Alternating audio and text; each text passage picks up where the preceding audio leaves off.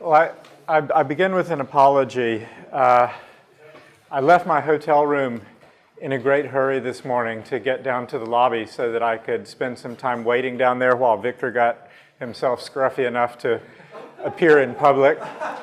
And what that meant was that I left my computer up in my room. So when I realized I didn't have a printout of my notes, but they were on my computer. And Helen had this brilliant idea. Is it on Dropbox? And I said, yes, it's on Dropbox. And she actually was able to get to my Dropbox, where she's probably downloaded all my stuff. Anyway, so we got a printout of my lecture notes. But what I didn't realize was that I wrote most of them on the train from Princeton last night and didn't open my computer again to get an internet connection. So these are the old notes, not the new notes. So you'll just have to take my word for it that my arguments against Helen are actually much better than what you're going to hear today. But actually, I'll begin. Somebody keep track of the time for me. Is this doing it? OK. I'll begin by a gesture of kindness. I will relieve Christian's conscience for his having occasioned me such great agony earlier today by not allowing me to get in my finger comment on Cheney's paper. So I'm just going to do that now.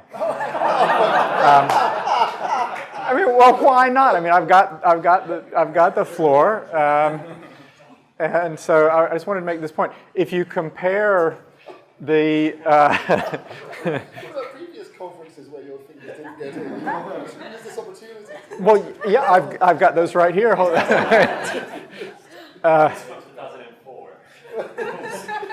I mean, you have to understand this is entirely for Christian's sake. But the thought I was having earlier was that when soldiers are killing unjust combatants, and it's partly eliminative, but also partly opportunistic because it's going to operate via the decisions of the political leaders. There are ways in which that is quite different from, for example, killing civilians in order to affect the thinking of political leaders. And in both cases, the decision to surrender may have to come from the political leaders. It's not going to come from the soldiers or the civilians.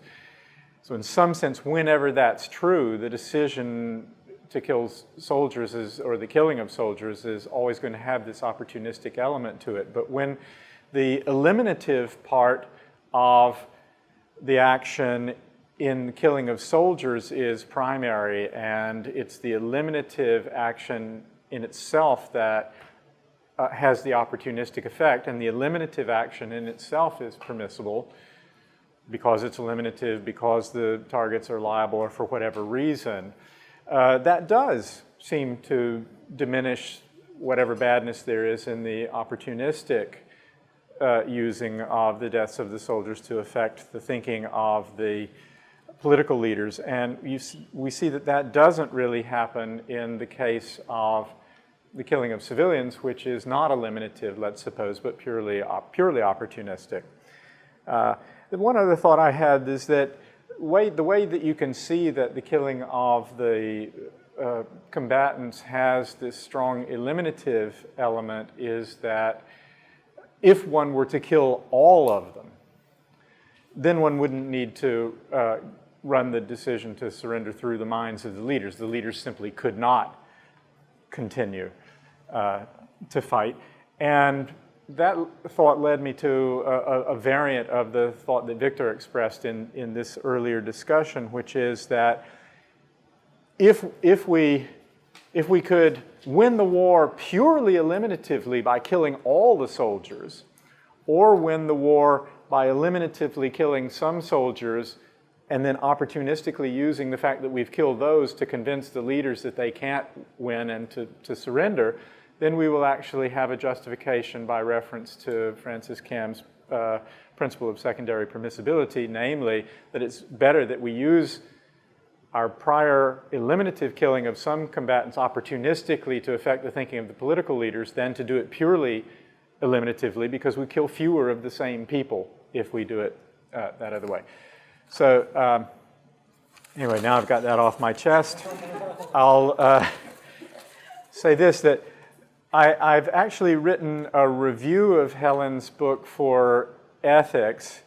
In the review, I'm really doing what I'm advertised as doing in this talk.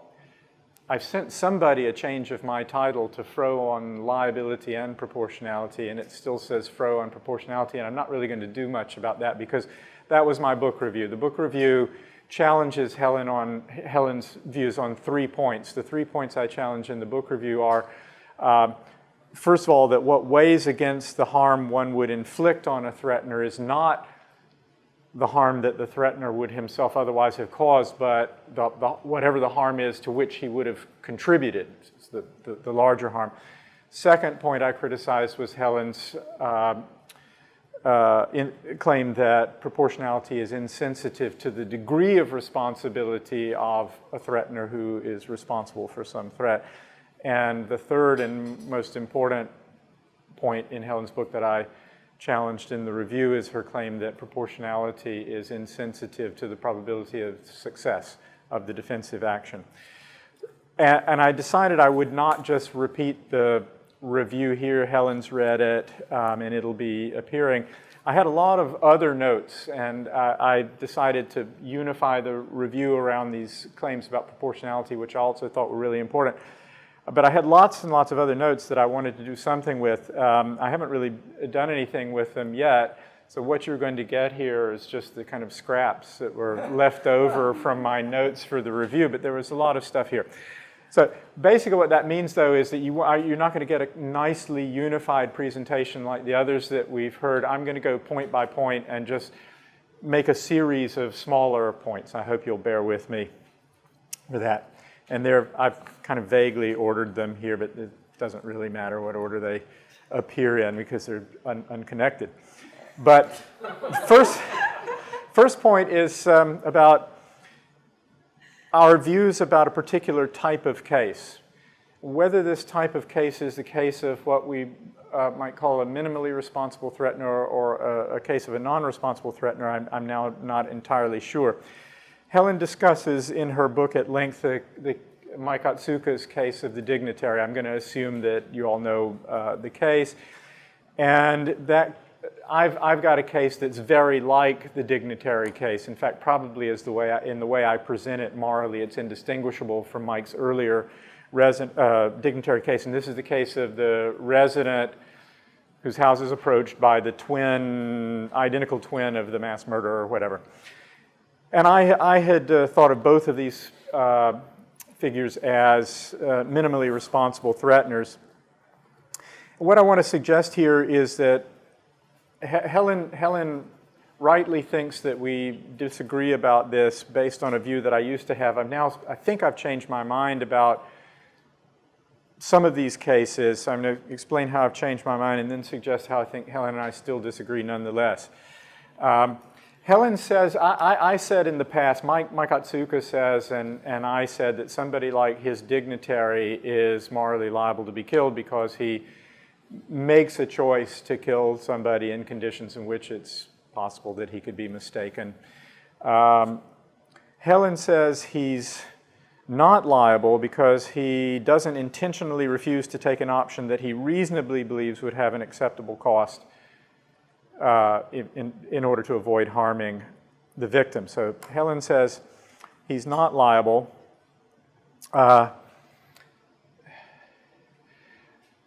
I'm not sure. I'm not sure about the dignitary. Let me give you a further variation of my resident case where I now no longer think that the resident is morally liable. The resident case is he reasonably, epistemically justified in believing that the person approaching his house is a mass murderer and is going to kill him.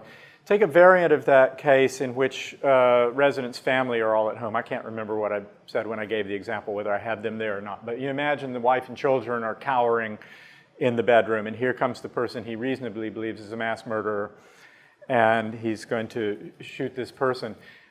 I'm now inclined to think that the resident is not liable to be killed by the twin, despite the twin's complete innocence. And that's because the resident is evidence relatively morally required to kill the twin. So he's not taking any kind of gamble. He doesn't really have any choice. From his, given his subjective state, he has no choice. It's reasonable, what it's reasonable for him to believe is that he is morally required to kill this person. Now that differs from the dignitary case in that self-defense is morally optional. So it's not, the dignitary is not evidence relatively morally required to kill the person who's got the hologram of the gun projected in his hand.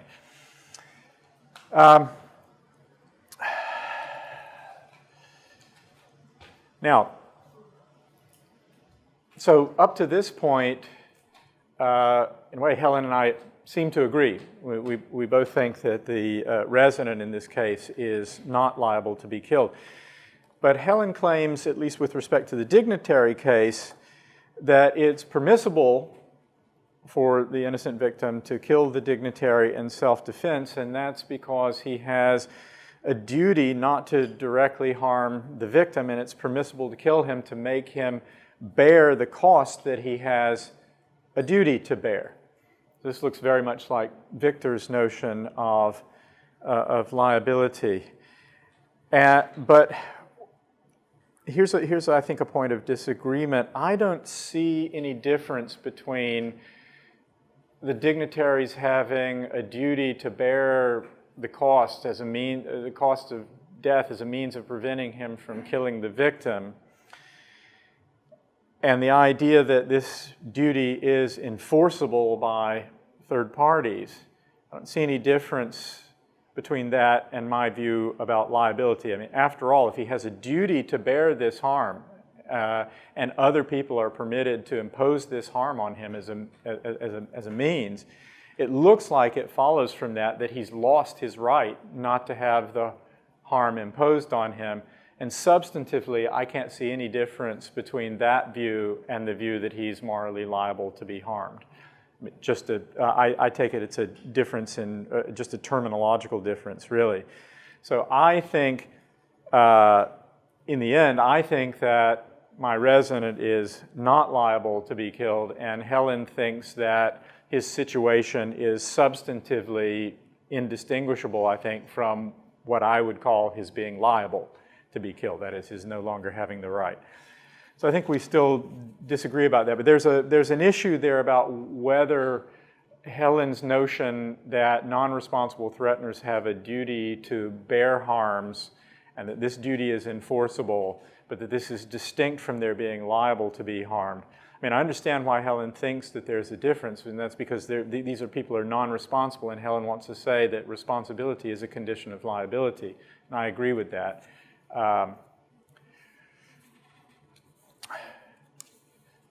But she still wants to find a way of defending the intuition that it's permissible to kill this person. And I'm just willing to accept the implication that it's not. Okay, another entirely separate and distinct point. This is about Helen's comments on intervening agency. And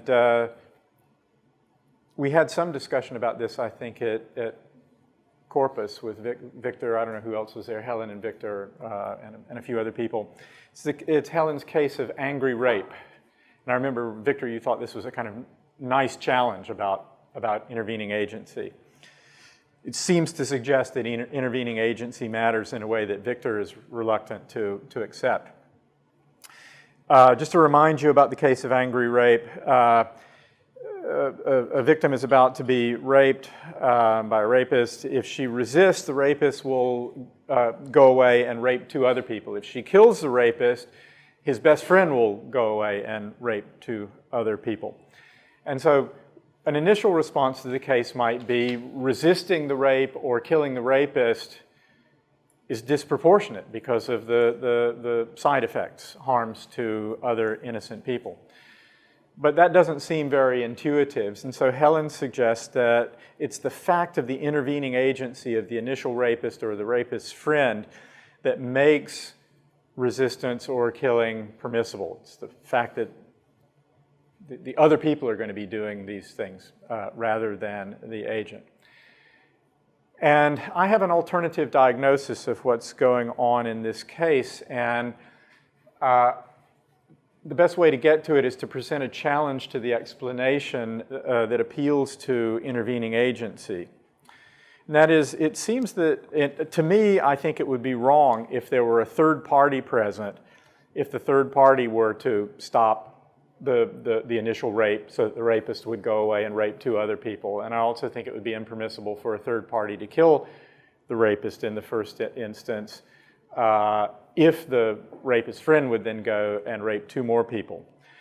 And if that's right, that is, if the situation of the victim is different from the situation of a third party, then it's not the intervening agency that can explain why we think it might be permissible for the person to resist or to kill the rapist. Rather, it seems to me that what's at work here is an intuition about an agent-relative permission. Now, Helen, elsewhere in the book, rejects agent-relative permissions, at least as an explanation of why it would be permissible for innocent victims to kill non-responsible threateners. Here, by the way, Helen, I think we're going to end up in agreement. In other words, Once you realize you're wrong. Well, it's just I've got an alternative explanation, but we have the same views about the cases, I think. I agree with Helen that, in general, an agent-relative permission can't override the asymmetry between doing harm and allowing harm to occur. So I don't accept John Kwong's and Ann Davis's and other people's reliance on agent-relative permission to explain the permissibility of killing non-responsible threateners in self-defense. But I think it's fairly uncontroversial that there is an agent-relative permission that we have to which we can appeal in certain cases that don't involve having to override deontological constraints. So if I can either save myself or save two other people who are drowning, I think it's permissible to save myself rather than to save the other two people. And I doubt if many people disagree with that.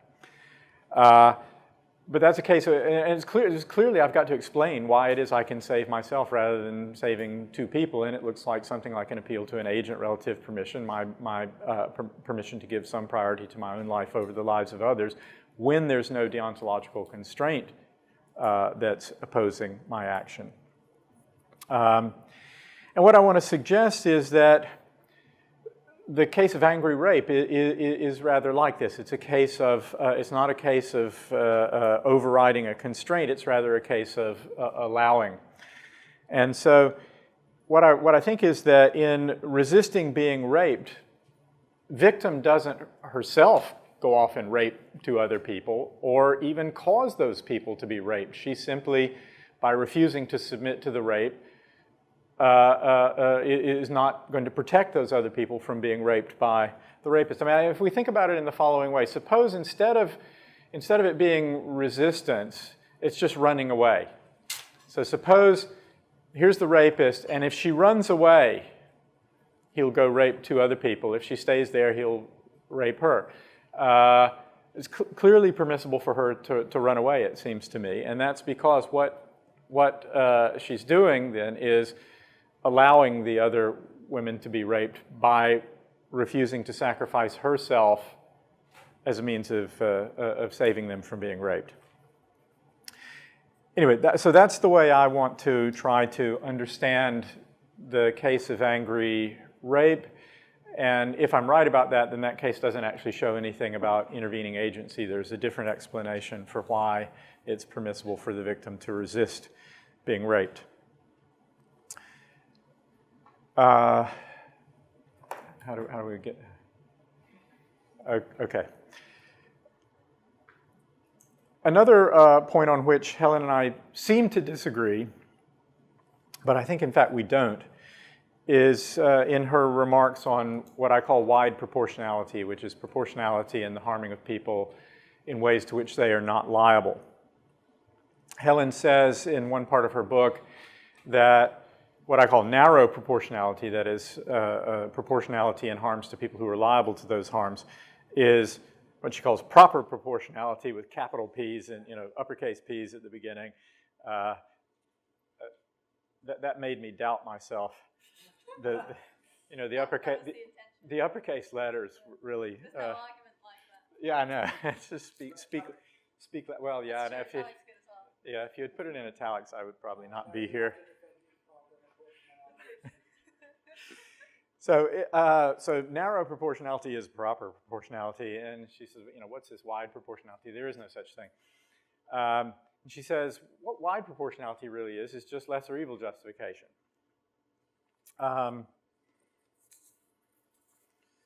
Yeah.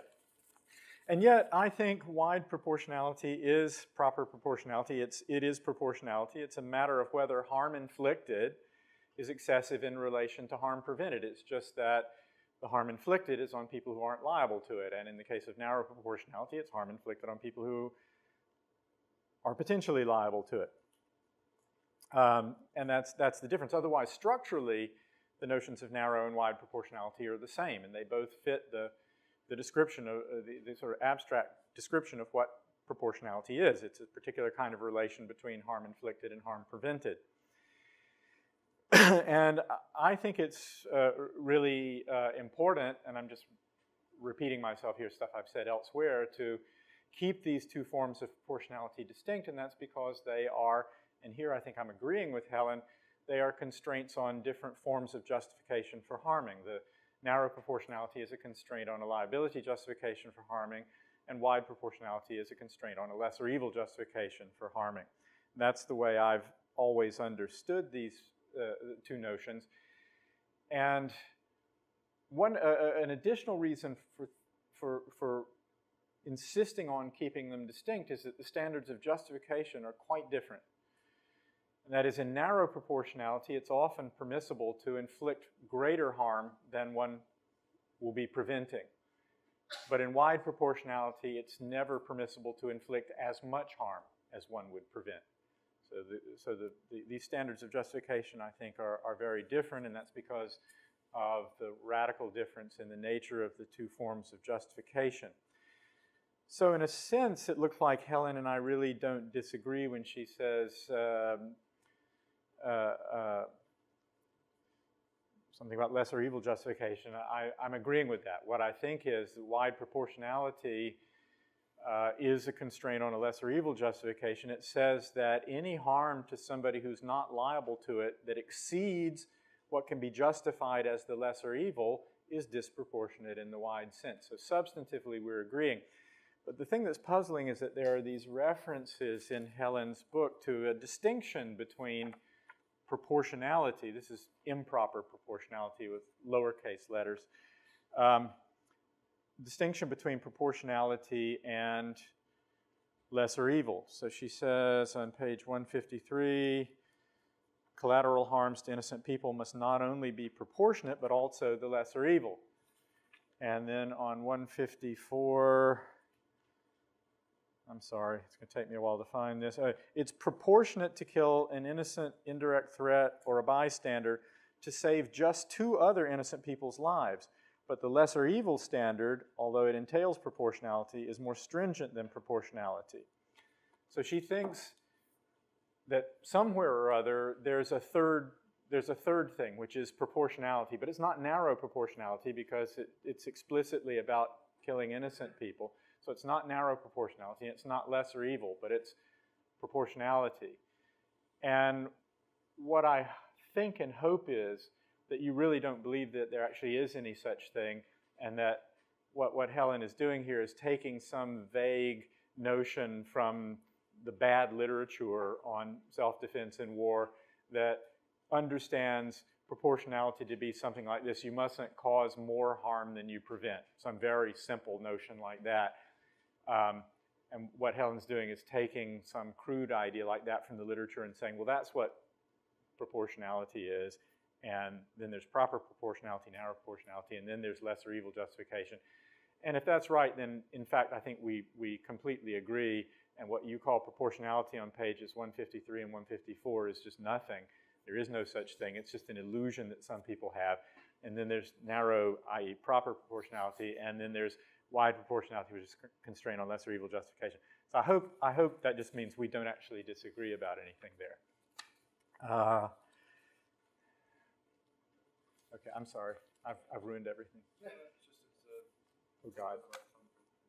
Oh, I see. Okay. Oh, I've got lots more time. But I won't use it, don't worry.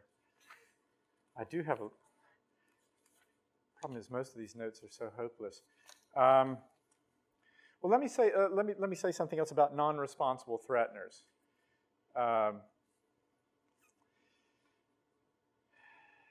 This is particularly with certain kinds of non-responsible threateners who are not even acting as agents, like the falling fat man and others. And so in part of her discussion of non-responsible threat, Helen registers agreement with Victor about a certain point. And so she quotes Victor, who says, "It is the fact that I am responsible for what my body does," and we talked about this at Corpus, and I'm going to give you a replies, and so don't worry. I was worried for a bit. My mind was... Here's the quotation from Victor to which Helen appeals. "It is the fact that I am responsible for what my body does, even when it is not a product of my agency, that gives rise to the permission to harm innocent attackers and innocent threats," by which that includes non-responsible threateners. "And I bear that responsibility because my body is me." Me is italicized there, not by me, but by Victor. Now, what I think is a matter of metaphysics, my body is definitely not me. I have to leave it to you to look at the personal identity literature. There are these mistaken people who are called animalists who think that we actually are animal organisms. The arguments against that view are absolutely overwhelming and decisive. You just take my word for that. So I'm not my body. And actually, in the case I'll give, which I gave to Victor, and to which he had interesting responses, I think in itself shows this. So what we imagine is that my brain, or just my cerebrum, is removed from my body, and it's in a vat, and it's hooked up to some things so that it can actually direct agency. You know, wires are hooked into it, and so I'm capable of volition through these wires. Just imagine that, or my brain is. So here's my cerebrum in a tank, and yeah, I'm sorry about It's more like a glass. Like a shot glass. little tooth glass by the bed. There's not room enough for my false teeth and my brain in the.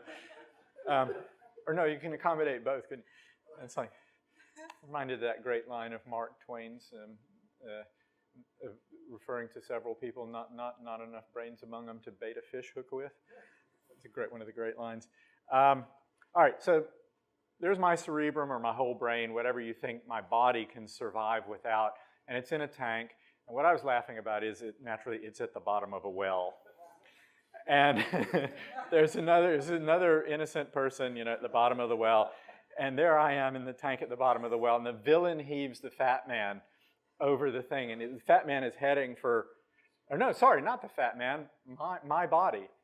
My body. So he heaves my body over, and it's going to land on the other guy. Now, but it's my body, according to Victor. I'm responsible for what my body does. And so I'm hooked up to these wires, and it seems to me that, according to Victor, I ought to redirect my body so that it'll land on me, I'm the brain, in the vat, rather than landing on the other guy. Now, I gave this case to Victor, or there's an alternative case. I won't give the alternative case.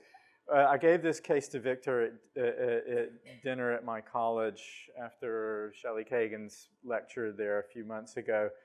And Victor had two replies. I think they're not consistent with one another, but that's never troubled Victor. I know. I just can't help it. Sorry. The first response was that once I'm separated from my body's no longer my body, and I cease to be responsible for it. So he says it's like abandoned property.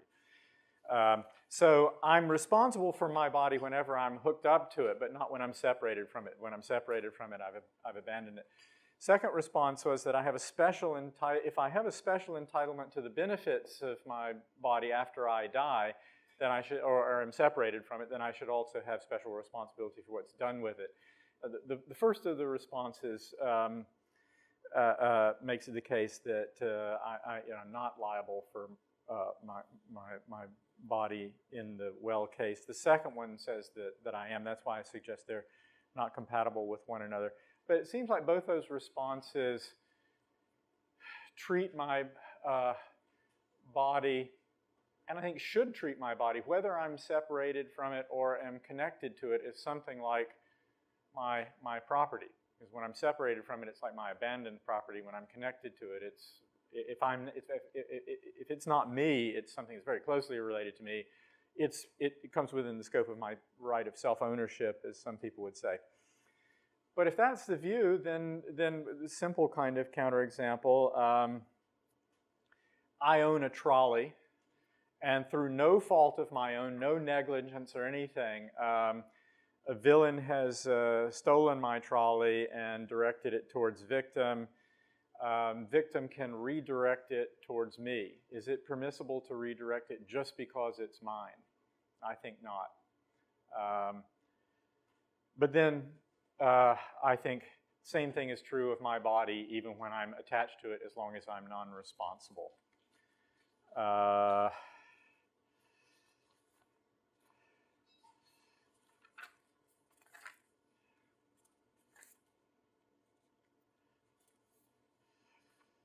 There's more stuff here about killing and letting die.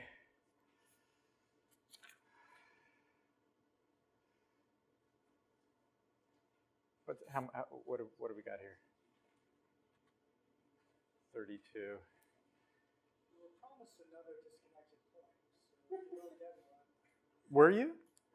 How many I don't think I No, we listed. didn't specify a number. It was just that they would be Just a disconnected. surprise. Yeah, the promise was just that they were going to be disconnected. If you like to criticize, I will. That's true. But we only have 10 more minutes, so that's really Anything you want to get off your chest, Joe. Okay, I'm just going to see if any of these is worth pursuing.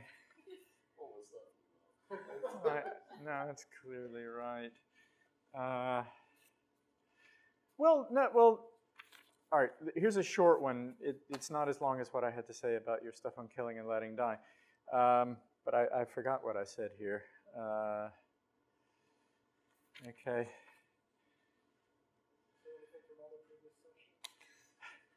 I don't know. I mean, if I had my computer here, I could do a search through it and see if I could find something else interesting to talk about. But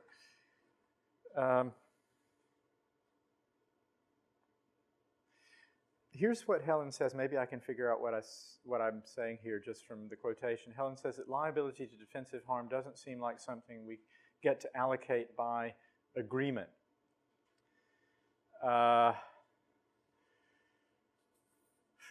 And I think in one sense that I want to disagree with that by way of appealing to what happens in torts. So someone can be liable to pay compensation to a victim in tort law, but through agreement can have the liability fulfilled by a third party. Doesn't even have to be by agreement. But the plaintiff in torts can't demand to be compensated only by the defendant. Somebody else can come in and pay on the defendant's behalf, and that's fine. And this is unlike the practice of punishment as we do it now. Nobody else can volunteer to take my punishment on my behalf. But because the justification for defensive harming is in most instances a liability justification and not a desert-based justification in my view, it seems that the same thing could be true in defensive action that's true in compensatory action. That is, that,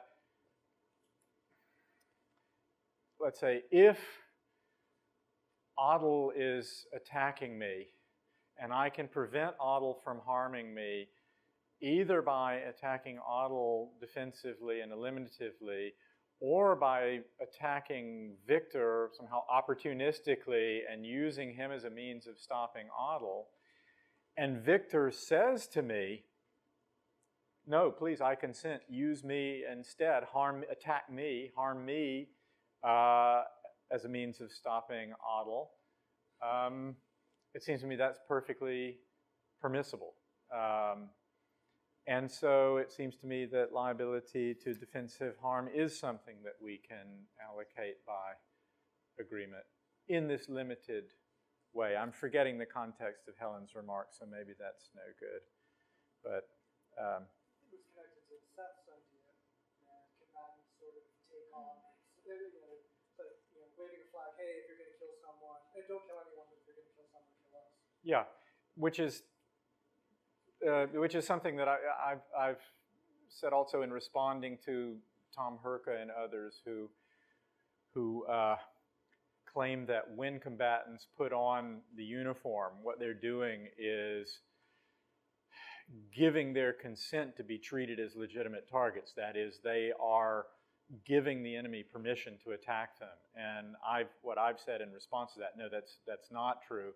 At most, what they're doing is signaling to we wear the uniform so that we can attract your fire towards us rather than towards them, but that's not equivalent to consenting to be attacked by the other side. So that's the way I would interpret the significance of uniforms and so on.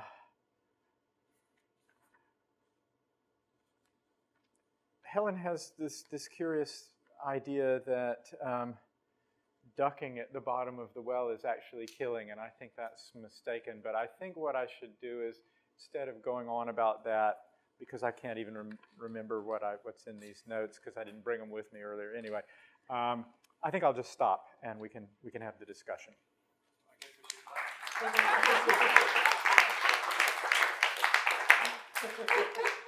I thought you clapped after the discussion. Yeah. Oh. All right. Thanks When very much. Helen gets the discussion and you guys can do your round in a minute. Helen, Thanks, yeah. All Helen right. goes first and then I'll go. Okay.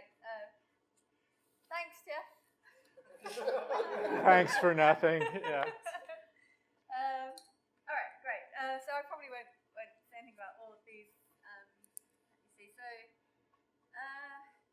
So on that last idea about allocating liability, so I think what I had in mind was that it's not possible for Victor and Ardel to agree in a way that restricts your defensive rights. So I think it could be that in this case you can say, look, Victor's waived his right not to be killed, which could make it permissible for you to kill him. What they can't do is make it required that you kill Victor rather than Ardel. So that, for example, now Ardel's not liable because they've agreed that Victor's going to take the bullet in this case, and so even if it were true that say it's harder for you to get at Victor than Ardel, so you've got to take on more risk or something, well, they've agreed who's liable, and it turns out now Victor's the liable one, so this now affects what you can do. So it might be that they can widen the options available to you. But what I am really getting at in that case is it's not as if they can restrict the options, that people who are posing unjust threats between themselves can't form these agreements that then restrict the options of justified defenders, which is supposed to be what, in the war case, I want to say, look, even if it's true that the soldiers of a state say, hey, target us, and that's the sort of the agreement they have with the civilians, that can't affect what the just combatants can do, because that kind of agreement can't restrict the defensive rights of the justified combatants. So that's kind of that's maybe it's obviously not clearly enough expressed in the book, but that's what the aim is supposed to be. So the intervening agency stuff, the agency rape, angry rape case. So I'm still not clear how this is a case in which we're not. So you and I agree that agent-relative permissions don't. So they can carry weight in cases where we're thinking about, say, who to save. But I think we agree that, as you put it, they don't override deontological constraints. And I would say something like, look, they can't justify inflicting harm on people, but they can be relevant in cases when we're thinking about who to save from harm. And I don't see why you think that this is a case in which there are no deontological constraints. So surely the problem raised by the angry rape case is that it's so the thing I'm saying, it looks disproportionate, right? It looks like the harms that you're going to that will be inflicted on these two other women as a side effect, a foreseen consequence of your defence, are impermissible. So it looks like they have rights against suffering those harms because the harms are disproportionate. So this looks like a case in which, if your view were correct, we would be saying that agent-relative permissions allow me to justify the inflicting of harm. Now you want to say, look, it's more like an allowing case, but I don't say it's more like, I'm saying that it is. oh, I don't see why it's an allowing case, because in this case, you say you don't cause them. My claim is this is a case in which you do trigger the rape of the other women. So imagine a different case, right? So imagine that there's one woman who's in the park, right? She sees another woman being raped or about to be raped, and she realises if she drew attention to herself, right? Let's say she's much better looking, then the rapist will come over and attack her instead. But she doesn't do that, and clearly she's not obliged to do that. And that's an allowing rape case, I think. But in the case in which whether or not the other woman is raped depends on whether you defend yourself, that seems to lie on the causation side rather than the allowing side to me. So I don't think that even if we grant that agent-relative permissions can play some role, I don't think that they can play. I think we agree that they can't. If it's a harming case, then they can't play the role of explaining why it would be permissible to defend yourself in the angry rape case. And I also think I disagree with what you say about the third party. So I do think, and I'd be interested to see what other people's intuitions are about this. I think that a third party would be permitted to stop the initial rape, and they wouldn't have to think, well, if I do that, then other people will suffer harms. I think they would be able to prevent it. So, and I can see other people nodding. So.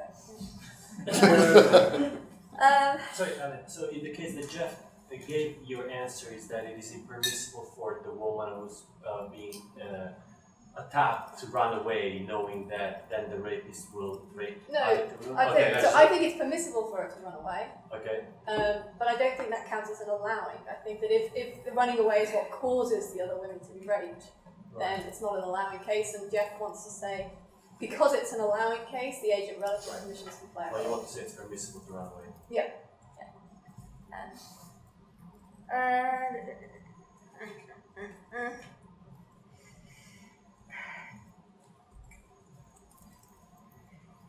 So I think you might be right about the lesser evil justification stuff. So I've been thinking about lesser evil justifications much more carefully recently, and I think, maybe that's just wrong. You mean a why?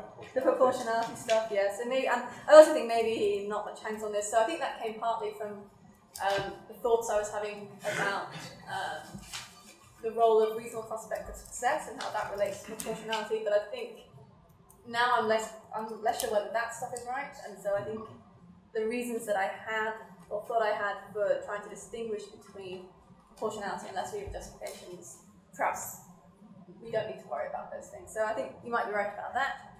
I'm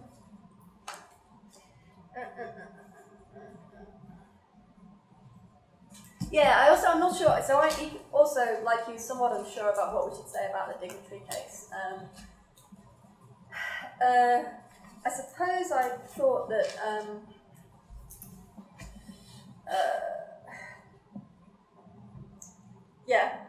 so I might just say I'm not sure what we should think about those cases, and also with the case. But I think we might want to distinguish between the cases in which we've got the resident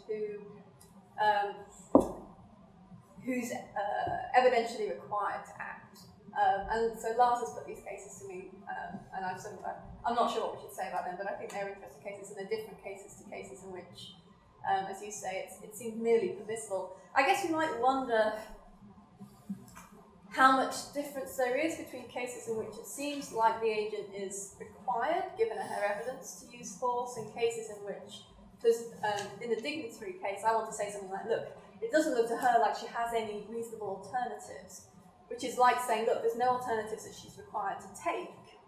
And if we think of it like that, then I'm not sure how much space there is between it seeming to her like it's permissible for her to defend herself and her seeming to her like it's required for her to defend herself. But again, I haven't really thought enough about the requirement cases to have a worked out beyond that. But yeah, I agree that these are difficult cases, and they're cases that I'm not fully satisfied with what I say in the book. Okay, so can I ask people who haven't had a chance to speak up to, or who haven't spoken up yet, please do put yourselves forward. So in that spirit, Michael, can you start? Everyone else keep your hands up. Okay, Helen, first I want to say Sorry, probably... can we just turn the aircon on? It's really... Sorry. Sorry. Who was... Here. Oh, thank you, Michael. First, let me say what we're probably all assuming. This is a really significant accomplishment. And what I really appreciate is with these incredibly difficult cases, you write in a very lucid way. So thank you. Okay, now... Oh, by the way, just sorry to interrupt, but I say lots of nice things too in my review. But I decided to skip those in the interest of time, but thanks for reminding me that I should have said nice stuff, like Victor always does. Yeah, because you obviously felt pressed for time there, didn't you? You went through the notes saying, what the fuck can I talk about now? Yeah. So with respect to well cases, this may be a critique or maybe a question of clarification. So it seems to me that we can only have duties in arenas where we're capable of morally responsible action. And I think so it seems to me that there are few candidates ex ante for duties to avoid non-defensive killing, since most non-defensive killing cases are ones where we lack the ability for responsible action, like innocent projectile cases, cases of madness, hypnosis, and things like that. So it seems to me that it's, in the well cases, a duty to refrain from non-defensive killing is only operative in the case where the falling person has room to maneuver away from the victim at the bottom of the well. I think... Only operate when they have the room to maneuver. Okay. So when they're capable of moving out of the way? Yeah. Right, okay. The well's big enough and they have the ability to shoot. Okay. But I think in the cases that Victor and I talk about, the thought is that you could, if it's true that you ought to move, if you're able to move, then it's true that you ought to authorize someone else to move you if they can move you. And then you go from there thinking, well, then the victim can move you. So the force of my question here is, let me finish and then we'll get. Okay, yeah. So I think you say that the falling person who cannot maneuver is targetable because she's a direct threat who is failing in her duty to non-defensively kill innocent people, plus the lesser evil argument. But if the falling person cannot maneuver, it seems to me at least, she has no duty to omit non-defensive killing. So I may be misunderstanding you there, but I want to clarify. No, so I think that's just not clear in what I say in the book, but I think it must be something like, if she tried to prevent victims from moving her, then she'd be failing in her duty. So it's impermissible for her to stop victims from moving her, because this is a way in which she can move herself, right? She can have someone else move her. And if we think she's got a duty, if she could maneuver herself, then she ought to authorize others to move her. It's just one mechanism, it's a means of moving herself and fulfilling her duty. And the thought is that, so if she, say, for example, tried to prevent victim from doing that, or if she kills him, right? So I guess your thought is something like, it can't be that if she kills him, she fails in her duty because she can do anything. And let's say victim couldn't do anything either. So I'd maybe see that a little bit, but what I'm interested in, I guess, is the case in which we're wondering what victim can do to her. And my thought is that he can try to move her, and if she tries to stop him, that would be permissible. And can the victim try to move her even in an event where she can't maneuver? Yes. Okay. So that seems weird. Because she has a means of being maneuvered, right? Because the means of being maneuvered is the victim moves her, and she ought to authorize him, agree to him to do that, because if she could do it herself, she'd have a duty to do it, and she can. What does it matter whether she moves herself or has someone move her, right? If she's got a duty to get out of the way, all that matters is that she gets out of the way. Do you only mean non-lethal moving, or do you mean that the victim is allowed to fry her to a crisp? I think you can fry her to a crisp in that nice non-emotive language. Again, I mean, I think Victor has the best account of this, which is something like, look, you have a duty to bear pretty serious costs to stop yourself from killing somebody. And then there's some, excess there. We might think someone doesn't have to lethally divert themselves, and then we should justify the imposition of that excess harm as a lesser evil justification, right? So you've got somebody who's got a duty to bear an awful lot of harm, you've got a victim who has a duty to bear no harm, and then you've got a question of, well, how best to distribute this harm we have to distribute, and the thought is it's better if it goes to the person who has a duty to bear at least a substantial proportion of that harm. Does that help? We may disagree, but I think I understand. Alright, okay, that's the first step. Okay, so the rest of the list is Ian, Christian, Kim, Victor, Alec, Kai, and Adil. Ian. So that comment on the resident case really surprised me, because we had a conversation about this a few years ago, and you adamantly stuck to the countervailing opinion that the person was still liable to be harmed. And my question is, this could seriously undermine a lot of your other work if it's cashed out in certain ways.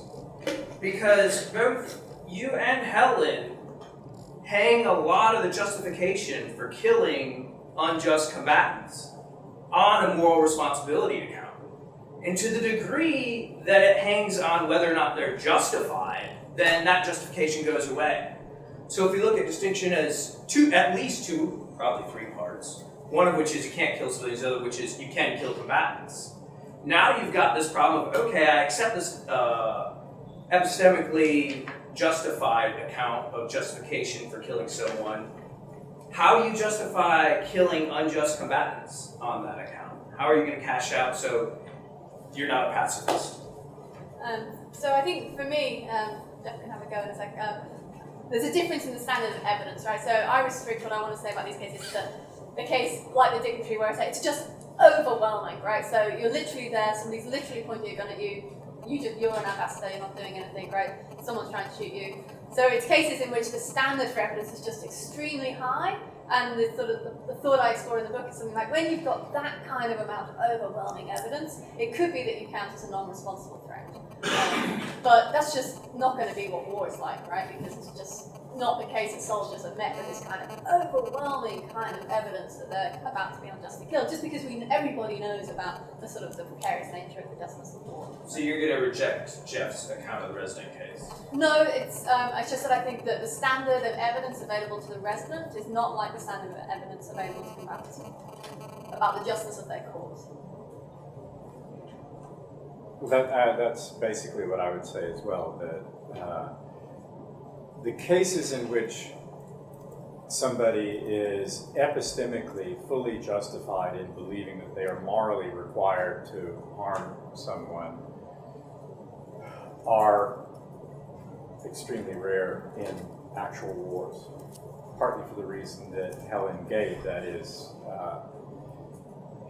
one has to be skeptical going into any war, no matter how obviously just it seems, given the fact that almost everybody who has fought in unjust wars throughout human history has believed that they were fighting justly. And people, therefore, just have to enter war with a high degree of skepticism, so that the burden for epistemic justification there is very high. It's very rare that the epistemic situation of a soldier in war is like that of the resident, whose epistemic situation is subjectively completely indistinguishable from that of someone who is really, in fact, about to be murdered along with his family by a mass murderer. Christian. Yeah, it's interesting the exchange about the rape cases,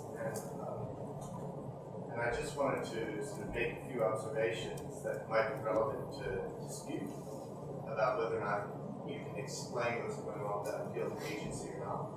And that is just that it seems to me that we don't really have stable intuitions about these kinds of cases. So one case, a paradigmatic case where it just seems, it looks really like an allowing, is the case where the agent runs away. Right, the Jeff. Well, yeah, Helen thinks that's a doing.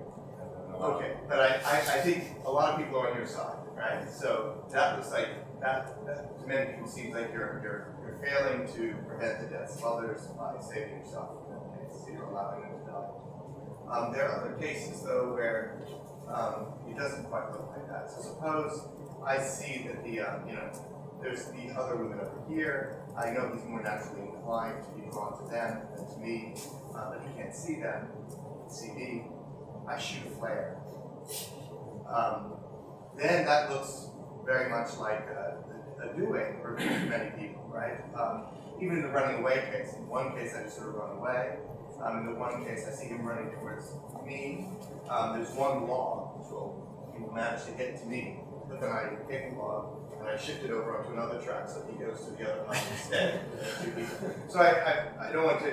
But the point is that there are a lot of different ways in which like the agency can be involved without even, when you're sort of getting into property rights and stuff, where I think we don't have very stable intuitions about whether this falls on the harming or allowing line. And I think, there's some interesting, there's a paper from the 80s called Ducking Harm, which is in a way relevant to that. Actually some stuff that I did when I was doing allowing, which has some similar structure where sometimes it seems like the relevant action of an agent that sort of exposes one to threat looks like allowing, and sometimes it looks like doing. And anyway, it's just that. So, I have. but do you want to do this? Well, yeah, just very briefly. I actually agree with you. So I just wanted to say, and a long time ago, I had a paper called "Killing, Letting Die, and Withdrawing Aid," and one of the claims I make there is that there's a large range of modes of instrumentality in the obtaining of outcomes. And in ordinary language, we try to cram them all into the distinction between doing and allowing in this binary distinction. But lots of them on the doing side have a lot of characteristics that bring them very close to things on the allowing side and vice versa. So it's not at all surprising that there's going to be, within these categories, a lot of internal diversity. And what we would expect is that cases that we might agree are allowing but have lots of the features of doing are going to have something more like the morality of doing than more paradigmatic instances of allowing. And as far as I remember, I think Frances Cam makes a similar point in some of her earlier work. And McMahan's has a paper on doing and allowing and preventing, killing, letting die, and preventing saving or something, and you've got enabling, so you know about all of this, and I just agree with that. And so saying that there's a one distinction here that's going to divide all the cases nicely is a crude oversimplification. I mean, I think I'm fairly happy with that, right? So look, I think you could have cases of the sort that I've got in mind, which are allowing. So my interest here was really about thinking about defense against conditional invasion, bloodless invasion. So those are cases in which you're being attacked by an aggressive state. You use some force which is proportionate to defend these political interests. So it's a threat against merely political interests. And then because you've used some force, this causes the aggressor to use overwhelming force, right, and start threatening your vital interests. So this is supposed to be a model of that kind of case. So I agree, you can have cases in which you can construct them. They look more like an allowing or an enabling, whatever you want to call it. I just think there can also be cases in which you cause somebody to react in a way that uses more force. And I'm interested in your responsibility for those cases where what you do triggers, causes, whatever, brings about extra harms, and we want to think about your responsibility for those extra harms. So I'm happy with the thought that there could be variation of these cases, and if they're allowings, maybe there's thoughts about agent-relative provisions. Maybe we think, we're generally just less responsible for the harms that we allow, so maybe this explains why it's proportionate for me to allow these harms when I couldn't cause them. It's just what I'm interested in cases when it really looks like a causing, and then what we should think about sort of cases of conditional aggression. Kim.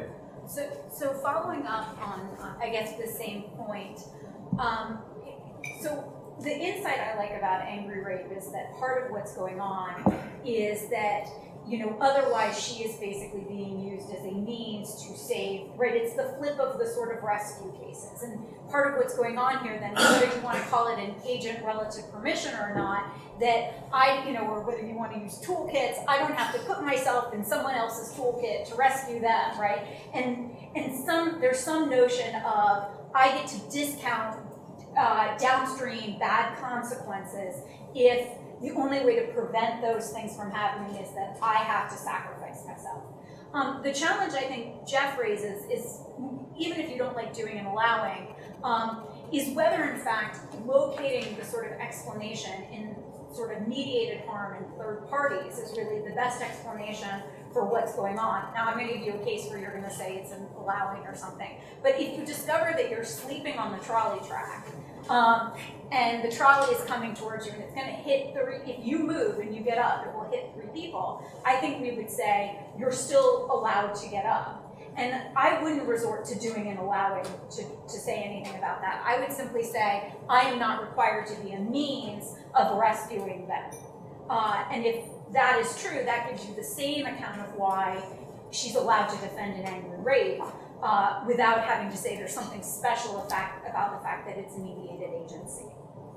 Right. I mean, that's interesting, but I guess now it seems to me that there's going to be a difference between sort of that kind of case, the trolley case where you're asleep, and sort of a redirecting the trolley case, right? So it seems pretty clear that if the trolley's heading towards me, I can't direct it away towards the other people. And that's kind of how I'm thinking about the rape case, is that, look, this is a threat that's coming towards you, and the thought is, can you kind of push it off onto somebody else? So that's more the sort of case I'm interested in.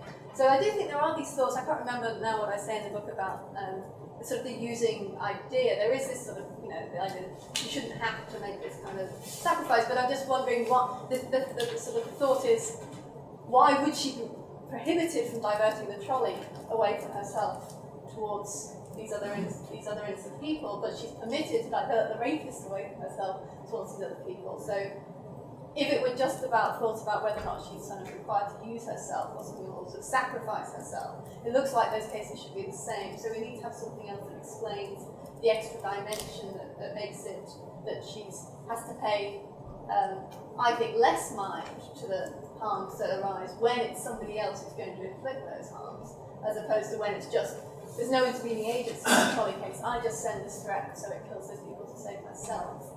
And that seems like a relevant difference to me. But there could be these other thoughts as well. Okay, so do you want to comment on this before we go on? No. You don't have to. Victor. Just on that last point, I don't think it would be permissible for you to lay a trail of breadcrumbs away from yourself towards the 2 other women.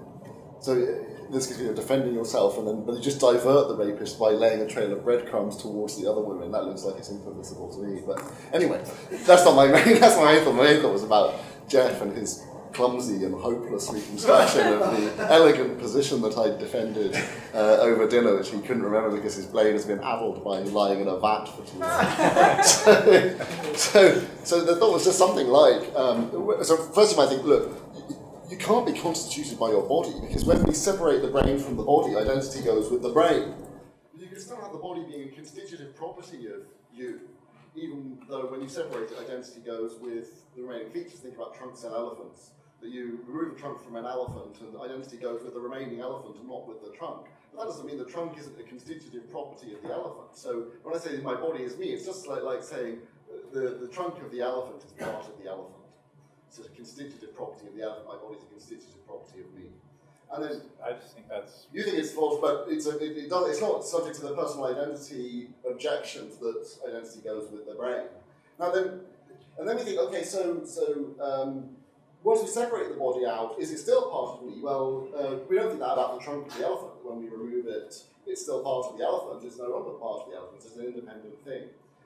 Then I want to know a bit more, though, about what we should think about these cases where you're non-responsible threat. My thought was, well, look, whether you want to say that the body is part of a person or not, it's really actually neither here nor there. The point is that about the relevant sort of relationship, whether we understand it as an identity one or not an identity one, might not matter too much. if you hold that the body isn't the person, it looks like you're going to get in, or the relationship isn't tight enough between the body and the person to make a difference to the costs you can inflict on them. You really want to know why the relationship between the body and the person is going to be tight enough to make the claims like the using claim or the opportunistic claims work, and then you're going to get into a lot of trouble here. So think about the fat man on the bridge that you could throw off to prevent the five from being killed. And I throw the fat man off and the trolley stops and I say, I didn't use you. I used your body. You're not your body. I didn't use you. I just used your property. It's just like using a shopping trolley that belongs to you. It's not using you.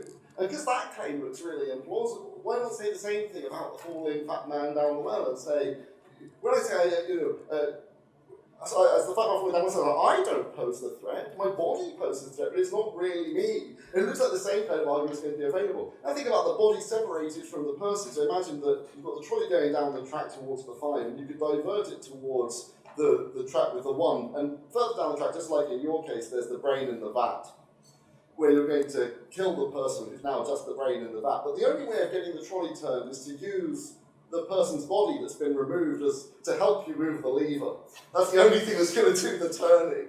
And then we say, okay, so now that looks, just like in your case, it looks like it's permissible to divert, and this is just a side effect case. The fact that it's your properties either here or there, just like using your spanner to turn the trolley would be permissible in the case where you're on the side effect trolley. So my sense is that all the things that you said about the absurdity of the view that I described, you're going to need to say to vindicate the view that it's not wrong, that it's wrong to use a person's body to prevent trolley killing people in using cases, and it's permissible in side effect cases. All the same analysis are going to hold. And so I really think you're going to have to say something like I want to say to vindicate your view about the wrongness of using. And if so, your objections to me look like they're inapt.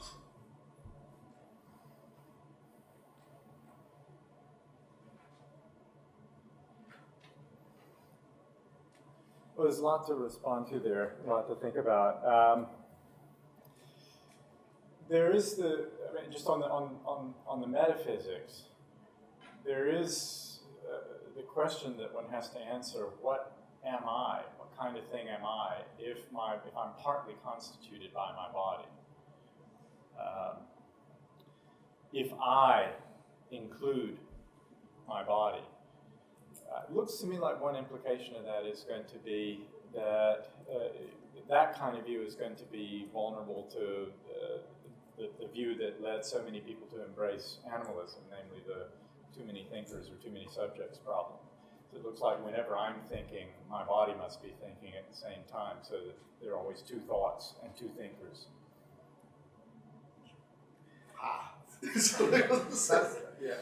Well, the metaphysics don't really matter. I mean, my thought was that whatever you say about this, I think if we can move on down the list, I think that was good. Is that the best? Well, we'll talk about it later. Okay, so yeah, we only have less than 10 minutes left and 4 people. So, Alec. Would you mind speaking up? Some people, because they've got the aircon on. Yeah, right. In the past, I just got an email or text messages on a family emergency, and I can do that. So, sorry. Mate. Okay. I'll talk to you guys. Yeah, of course. Kai. Yeah, question for Jeff about these adults attacking you, and Victor consents to being harmed instead of you harming the animal.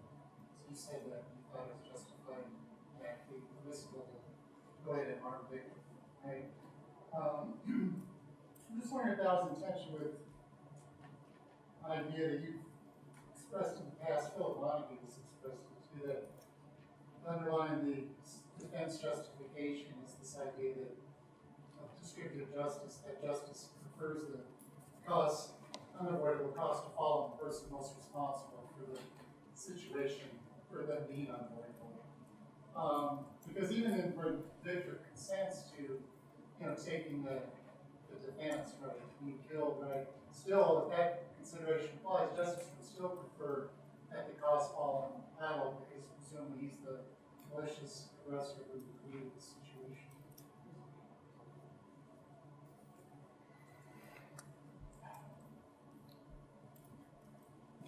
I think in these cases, considerations of justice in the distribution of harm when it's unavoidable have to yield to or be sensitive to consent.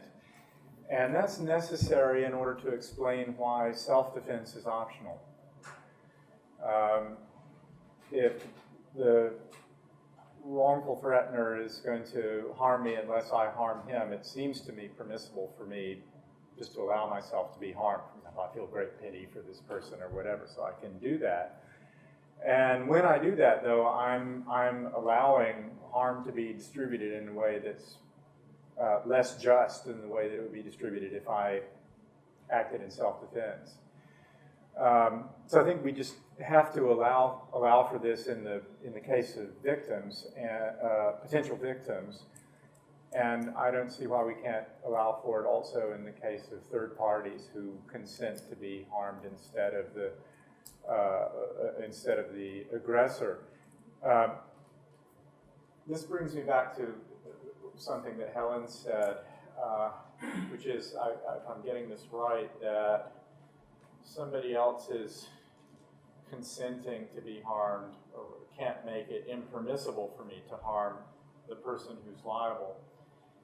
And I think that's partly right. It's right in the sense that whatever the other person wants or consents to, it can't make it the case that if I harm the person who's liable, in this case it's Adel, I will have wronged that person.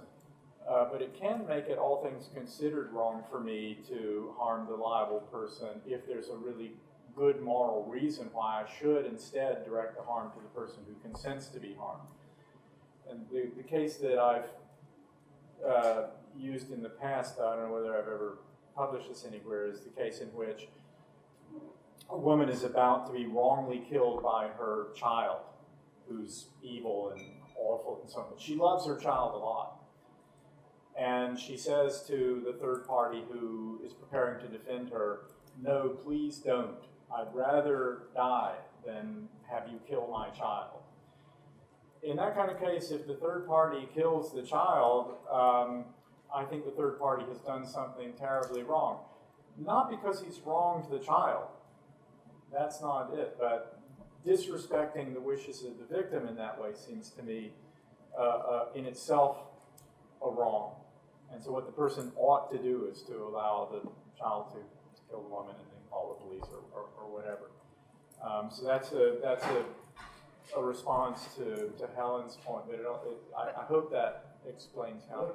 So I think that's compatible with what I want to say, because I'm just talking about liability and not overall permissibility. So it's still true that so what I'm objecting to is the idea that they could agree in a way that means that Adel's no longer liable to be killed. Oh, that's not that's not what you actually said, but then we do agree, because I thought what you said was his consent can't make it the case that it's becomes impermissible for me to kill Adel, and I think it right. So it does make it impermissible. Right. So there's two things I want to say. Right. So one is about liability, but then the other is something like about.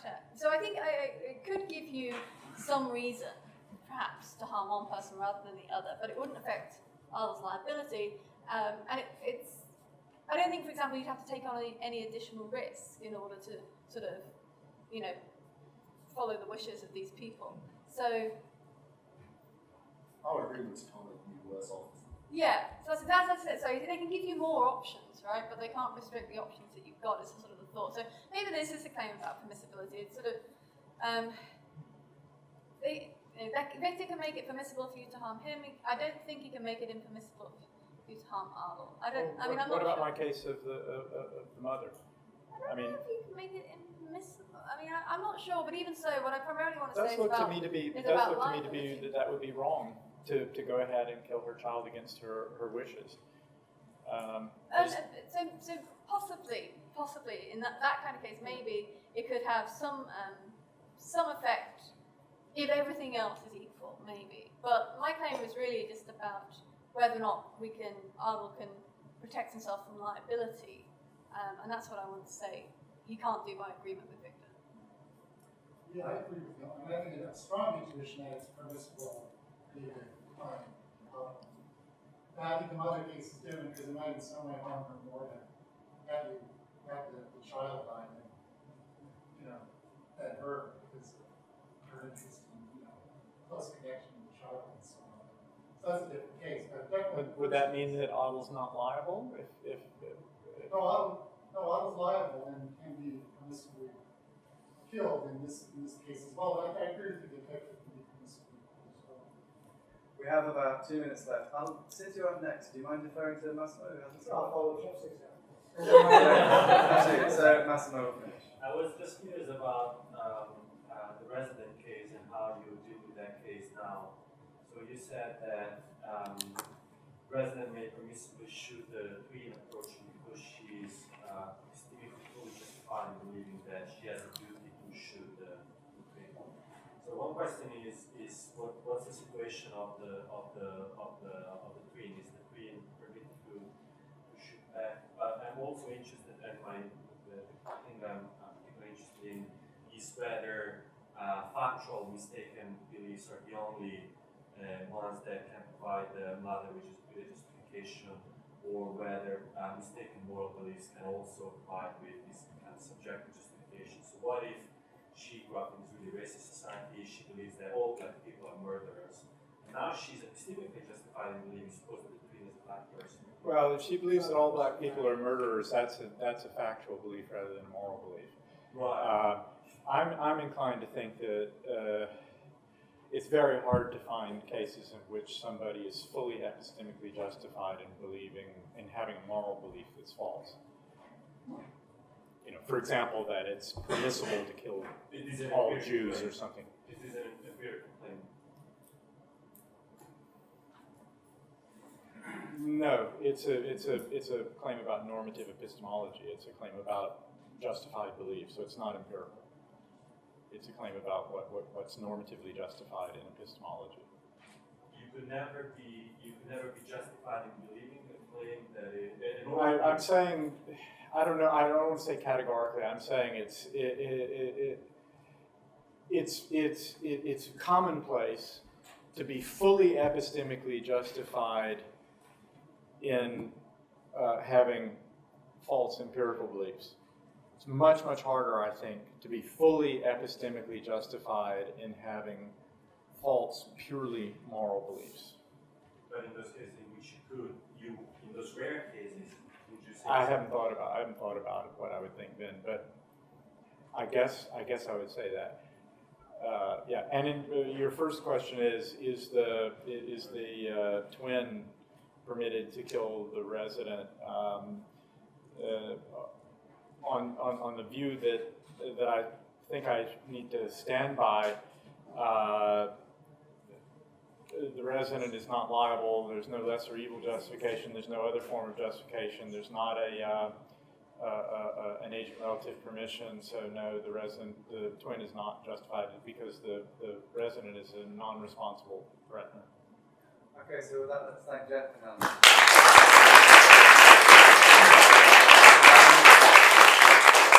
So we'll have just a short break to get drink and use the restroom, and then we start up again at 4:45. Thanks very much, Seth. That was good. Enjoyed that. Good.